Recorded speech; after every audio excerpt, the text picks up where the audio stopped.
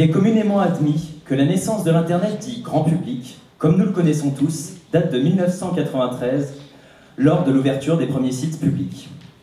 Depuis, les modes d'utilisation de ce fabuleux outil de communication ne cessent d'évoluer, tandis que la législation tente de suivre ces évolutions. La liberté sur le web chinois fut présente sur celui-ci dès l'ouverture de celui-ci au monde. En effet, la liberté d'expression des opinions, qui est une des premières libertés fondamentales et définie dans la Déclaration universelle des droits de l'homme, y trouva instantanément sa place. Nous créons un monde où chacun, où qu'il se trouve, peut exprimer ses idées, aussi singulières qu'elles puissent être, sans craindre d'être réduit au silence ou à une norme. John Perry Barlow, co-rédacteur de la Déclaration d'indépendance du cyberespace en 1996, le confirme. Internet est perçu par une majorité de la population comme un site commun. Internet est perçu par une majorité de la population comme un lieu de partage et d'échange, à juste titre. Cependant, vous n'êtes pas sans savoir que certains États ne respectent pas les droits fondamentaux de l'homme.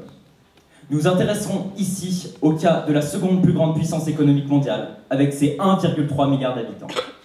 La part de la population chinoise possédant un accès à Internet est de 42%. Précisons que cette part atteint les 82% chez nous, Français, 84% chez les Américains et jusqu'à 95% chez les Norvégiens. Malgré cela, le géant asiatique compte plus d'internautes que l'Amérique du Nord et l'Europe réunis. Le gouvernement chinois a une vision de la liberté sur Internet assez différente de la nôtre et de la vôtre. Vous connaissez sans doute tous la Grande Muraille de Chine, cet ensemble de fortifications militaires de près de 6700 km de long. Elle fut bâtie du 3e au 17e siècle après Jésus-Christ, dans le but de marquer et de défendre la frontière nord de la Chine. Le peuple chinois connaît également la Grande Muraille électronique. C'est le nom qui est familièrement donné au gigantesque pare-feu censeur qui opère en bloquant l'accès à de nombreux sites et mots-clés.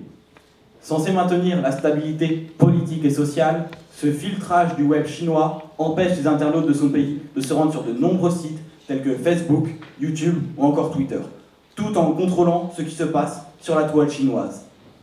Pour les sites souhaitant tout de même être accessibles en Chine, il faut signer une promesse d'autocensure.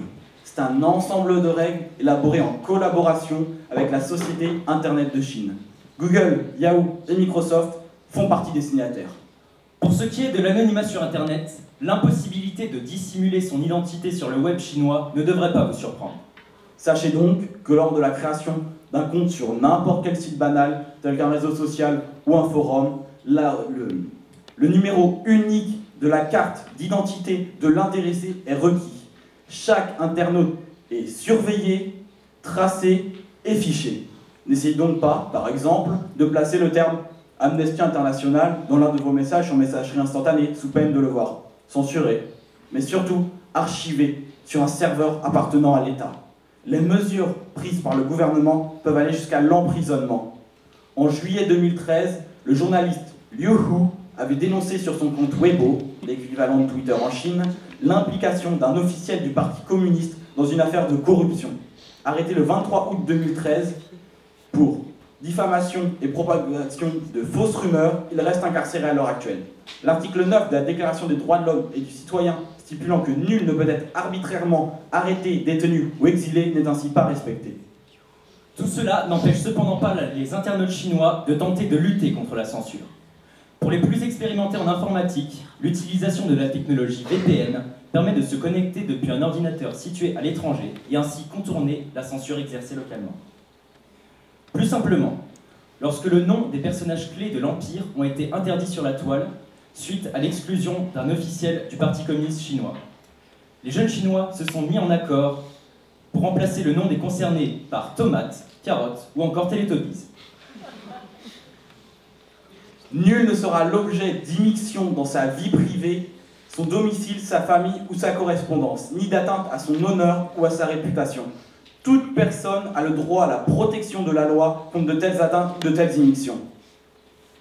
Tout individu a droit à la liberté d'opinion et d'expression, ce qui implique le droit de ne pas être inquiété pour ses opinions et celui de chercher, de répandre et de recevoir sans limite de frontières, les informations et les idées par quelque moyen d'expression que ce soit. Nous venons de vous citer les articles 12 et 19 de la Déclaration des droits de l'homme et du citoyen. Avez-vous fait le lien? Mais pourquoi la Chine s'obstine-t-elle à violer ces articles? Eh bien, car la Chine a suivi de très près les révolutions du printemps arabe, correspondant à l'ensemble des mouvements de révolution et de protestation à partir de la fin de l'année 2010 dans le monde arabe.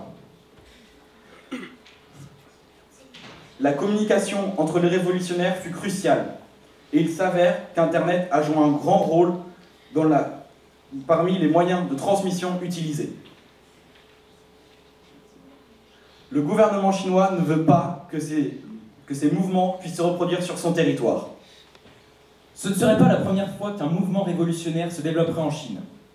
En 1989 eurent lieu les manifestations de la place Tiananmen.